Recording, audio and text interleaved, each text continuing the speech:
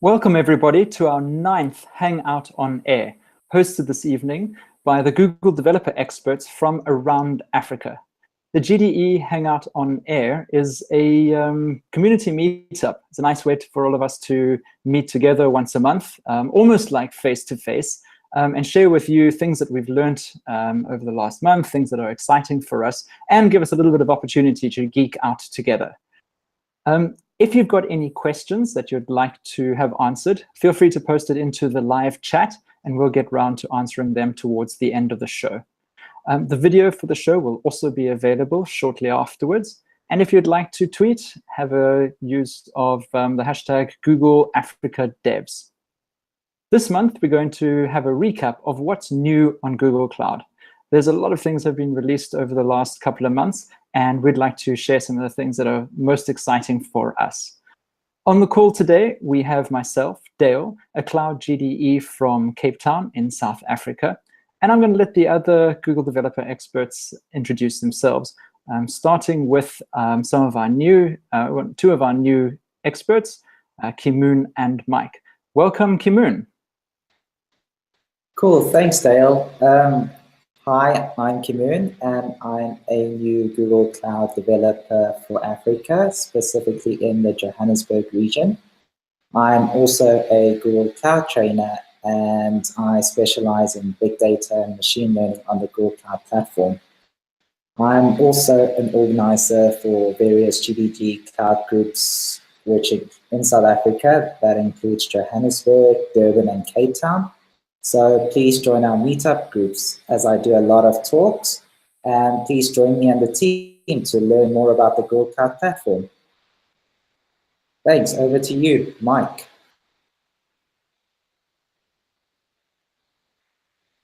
Mike, your mic. Unmute, yay! Okay, now that that's out of the way, hi, I'm Mike.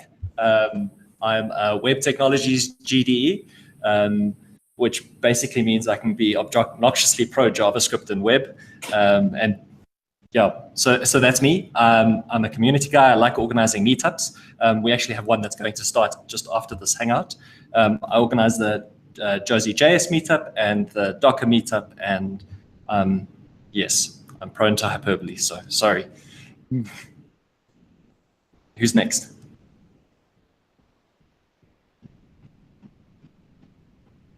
Vivian, would you like to introduce yourself?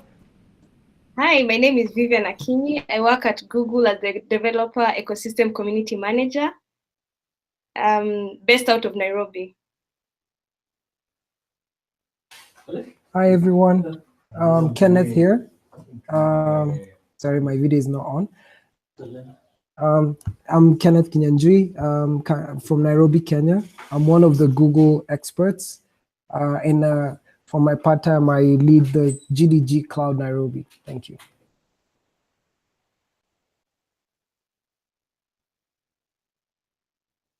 On the call, got Kenny as well. Yeah, hi.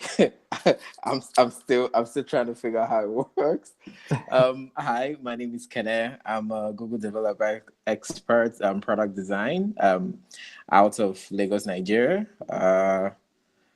Yeah, I think that's it. Yeah, so back in Lagos, there is a local meetup for designers. It's called Usable.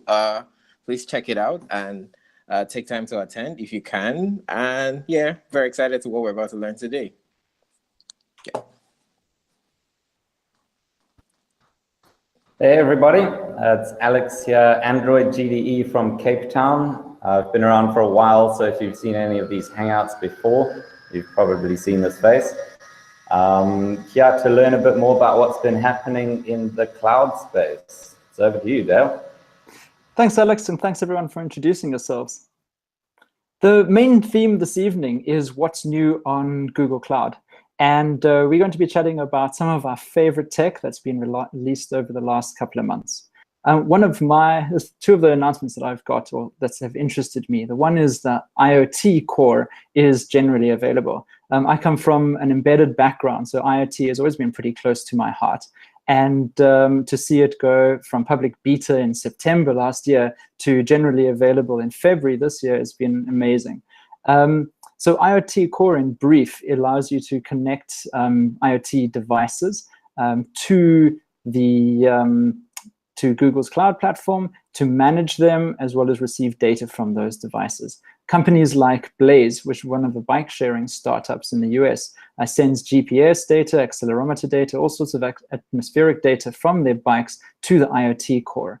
And from there, information that you send in can then get sent via like PubSub to multiple topics. So you could have, for instance, GPS data go into cloud functions, and accelerometer data then could be sent off to Cloud Dataflow for real-time batch analysis, as well as stored for long-term in BigQuery.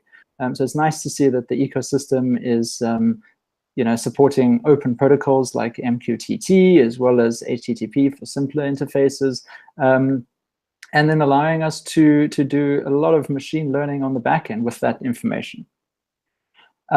A bunch of other regions have been released or come live in the last few months.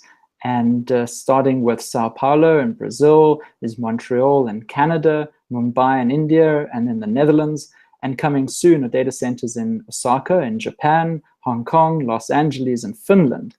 So in brief, a region is a geographic area. Like for instance, my company runs out of the US Central 1 region, which is in the Iowa in the United States. And within each region is generally one or more zones. And these are failure zones. So if any one zone goes down, your compute can fail over to one of the other zones in that same region. And things like VMs, disks are all attached to a specific zone. And zones are linked to each other by high capacity fiber. And for instance, I run my setup on Kubernetes across 3 zones in one region in Iowa and the US Central 1. So if any one zone goes down, I can run the rest of or scale up my cluster on the other 2 zones to take over. So essentially have 0 downtime. But making a decision on where to put your region is quite challenging. There's a lot of regions around the world, and how do you know which one to use? Then there's several aspects that we look at.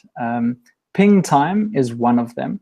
And if you head over to gcping.com, then you can have a look. It's a website, which let me see if I can share it here very quickly. Sorry, let me just share my tab. So look at GCPing. What it does is when you go to the page, it pings each of the regions, a small server in each one, and works out where the closest ping time is. So in this case, it's London in the UK is 176 milliseconds away from Cape Town. Belgium, Netherlands, so effectively Europe is pretty close. Then the US, and then further afield in Asia and Asia Pacific. So if latency is important for you, then fire up this website and have a look at which region is the closest to you. Then something else to keep in mind is cost. Generally, the cost is cheapest out of US regions, so in the United States, like US Central 1 and the West and the East regions there. Then often Europe is the second cheapest, with Asia Pacific being a little bit more expensive. So for an example, if you host an N1 standard 1 VM, which is a pretty normal VM a lot of us use, in the US that'll cost $24 per month. In London region, it'll be $31. In Sao Paulo, $38. So if you're a cash-strapped startup, and prepared to sacrifice a little bit on ping times, then and optimize for cost, then the US is definitely the cheapest. And then, of course, features is another one. Things like Cloud Functions, which are still in beta, are available only in the US Central region. Cloud Spanner, Google's globally distributed, strongly consistent database, is also only available in a handful of regions, so it's not completely rolled out across the world. And Cloud ML Engine is also one of the new features that's available in US Central, and I think in Europe, but not yet in Asia Pacific area. So if you need to balance latency, costs, and features to decide which region to put your code in. Of course, nothing quite in Africa yet. We're pushing hard for that. So, if you're keen, keep on letting everybody know that we need to be on the radar as Africa grows. And we'd love to have a region here as well. But there is the global load balancer, which provides SSL termination and lots of hosted points of presence around Africa. So for instance, the hosted point of presence is available in Johannesburg, in South Africa, in Mombasa in Kenya, and Lagos in Nigeria. And that's where traffic enters on Google's dedicated fiber backbone. So it's a lot less latency and contention. We're going over their fiber instead of the general internet. And there's edge caches in many cities. So if you want to see where the edge caches are, the points of presence and the data centers are, we'll be putting up a link on Google after the show. But if you want to head over there now, it's peering.google.com. So have a look there.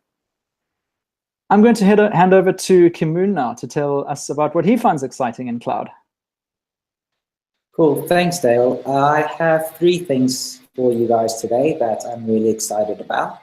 So the first thing is the 96 virtual CPUs that Google recently launched. And it is a virtual machine, or as we call it, a compute engine that can be configured with 96 virtual cores. So this is exciting for those of you who are compute hungry. Personally, I am very compute hungry as I use it to decrease my time on my personal projects that involves gene assembly. Now, assembling of genes does not usually require lots of computing power, but having the ability to parallelize the tasks into different cores can save you a lot of time. So I installed a software called Cufflinks on my machine, and I benchmarked the 96 virtual CPU to the 64 virtual CPU machine, and I saved up, on average, roughly 40% of my time. So how awesome is that? So please have a look at that if you're compute hungry. The second topic that I want to talk to you guys about is the cloud TPUs.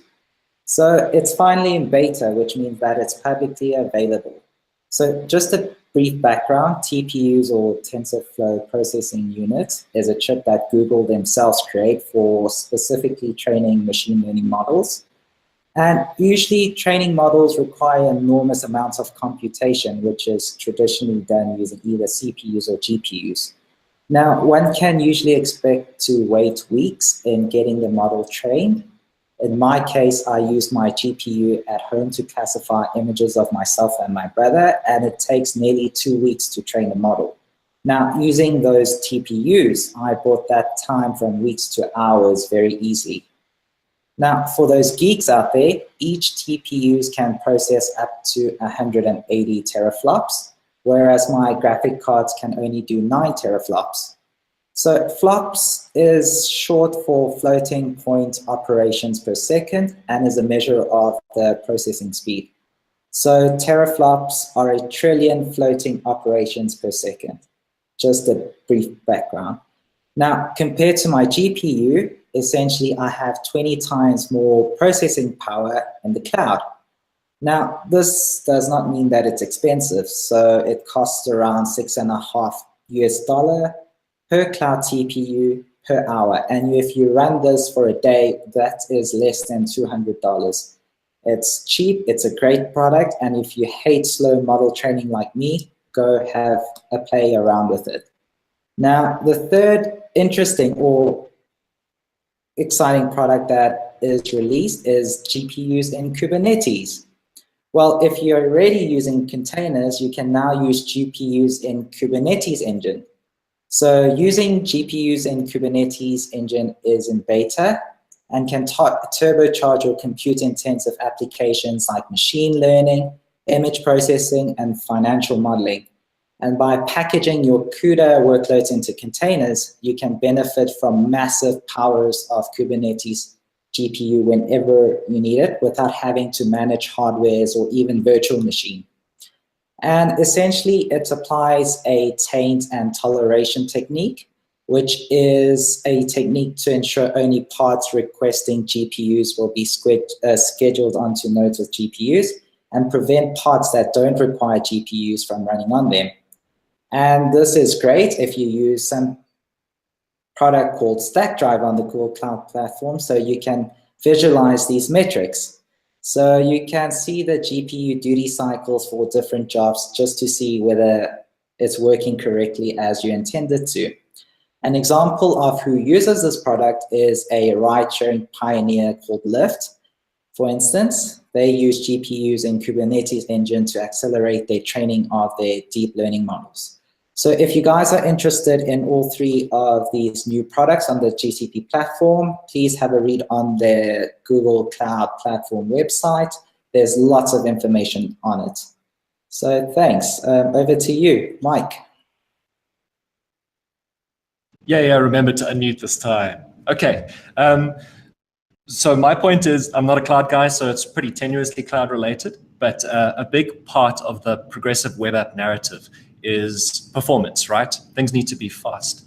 But to performance optimize your site, it's very difficult without an appropriate data source. So I'm going to quickly share screen here. One of the nice things that's come out recently is the Chrome Experience Report. Let me just find Experience Report, which is based off of PageSpeed Insights data for people who have opted in to sync their browsing history and have usage statistics enabled. And this gives us some cool stuff that basically gets pumped into BigQuery, and there's the cloud link.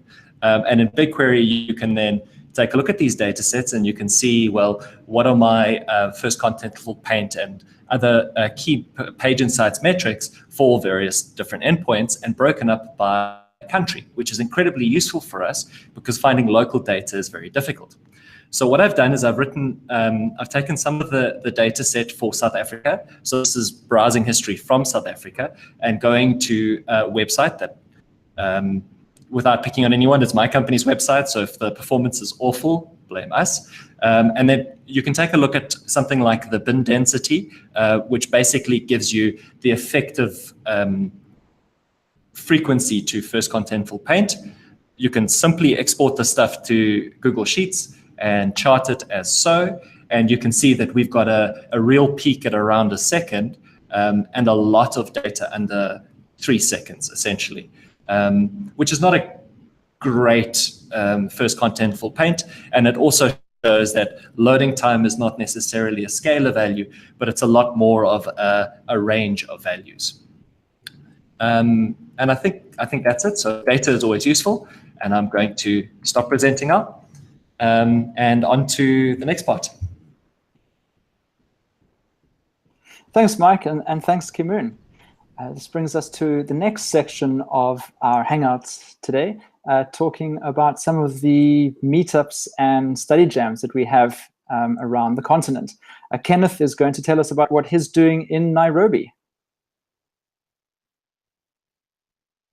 Hi, everyone. So it's always great to be on this show. Thanks, Dale. So for the past a couple of months, we started, James Moy and myself, Cloud GDEs in Kenya, started GDG Cloud Nairobi. And part of 2018's goals was to upskill more people in how they can, know how to scale infrastructures and get up to speed with emerging technologies such as Kubernetes, get on the be prepared for machine learning and AI stuff. And so we started, we planned the Cloud Study Jam, and the month of February we started with GCP Essentials, which is basically an intro on how people can start and get familiar with the Google Cloud Platform. And so from this month, March, on the 3rd, we will be doing the Kubernetes Cloud Study Jam. We already have about 35 people who have signed up and who are ready to start. And on a parallel note, we have GDG Nairobi on a larger community scale that's doing it as well and serving the whole community. So we hope that we'll have more of this Cloud Study Jams being done. So after this, we're getting ready for the ML Cloud Study Jam. And so we're going step by step, building the blocks, getting into infrastructure and baseline infrastructure and data engineering, and then moving on to machine learning. If you want to keep up to date, you can join virtually as well. Just go to meetup.com, GDG Cloud Nairobi, and send us a ping. Doesn't matter where you're from, you can join us, and we will just make all the arrangements to join in the add into our online community, because the whole study jam is online and self-paced, and so anyone from any region can join. It's just that the people in Nairobi will have a chance to join personally for the kickstart, and a few, have some myself and James helping out. So if you want to have one in your city, just add the comments, and we'll try and make sure that we suggest to DevRel to at least assist in seeing how you can start. So thank you, Dale. On to you, Dale. Thank you, Kenneth. If anyone is working through the cloud certification process, for instance, their company is asking them to become professionally certified in Google Cloud, or they want to do that to put that on their CV or perhaps help with their jobs, and you're going through the certification process and you'd like some help. A number of the Cloud GDEs have already been through that. Johan and Kimoon and a few more of us have done the certification process before, and we know that it can be a little bit tough. So if you'd like some help, we're offering to mentor you or put you in touch with other people in the community who are going through that, either doing the Cloud Architect course or the Data Engineering course. Then let us know. We'll put a form up on the Hangout afterwards, where you can fill that in with your name and email address and what sort of help you need, and we'll put you in touch with the correct people. We also have some Quick Labs tokens. So Quick Labs is a way for you to practice your training online, as without needing credit card details. You can get online and start using the cloud. So we've got a few of those tokens that we'd like to give away. So let us know in that form that we'll post, and and we'll send you some. There's also a few other meetups happening around the place. So Kimoon's going to tell us about what he's doing in Johannesburg.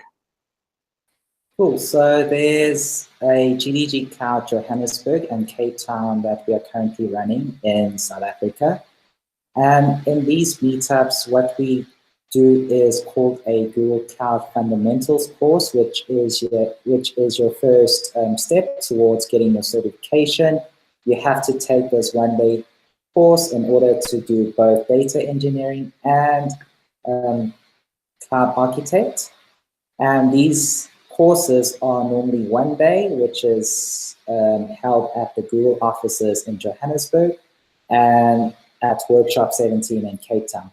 The food and drinks are provided, so you don't have to pay for anything. It's a free event, and you get to learn more about the Google Cloud Platform. You don't have to be a developer. You don't have to be any code writer. You just need to know how to learn the platform. It's more for decision makers or virtually anyone, where it goes through the various products on the Google Cloud Platform. So please join our meetup to get further links and events on the day.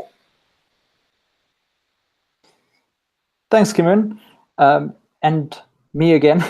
Something else that I'm thinking of doing is starting some study jams for specifically machine learning and data science.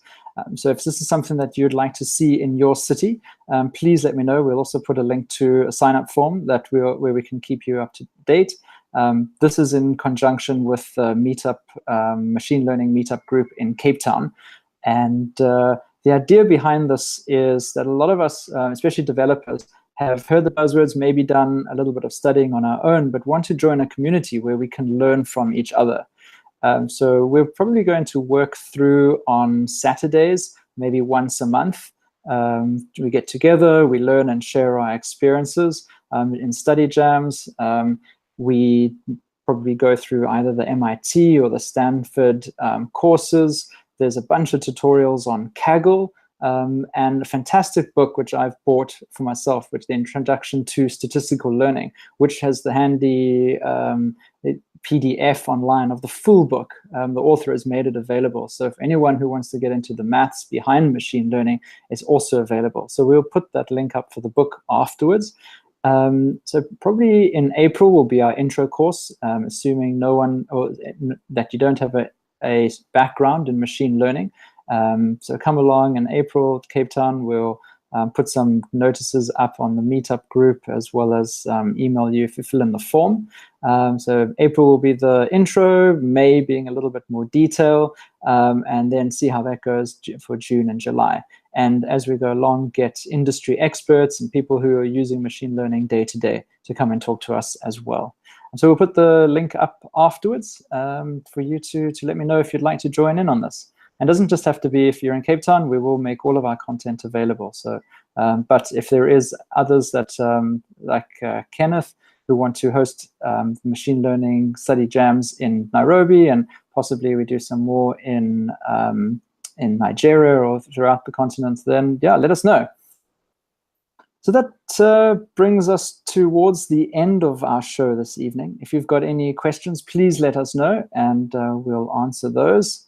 The next shows in March is going to be hosted by Alex, and he's going to tell us what he's going to do next month. Excellent. Thank you, Dale. That was a great episode. Very informative.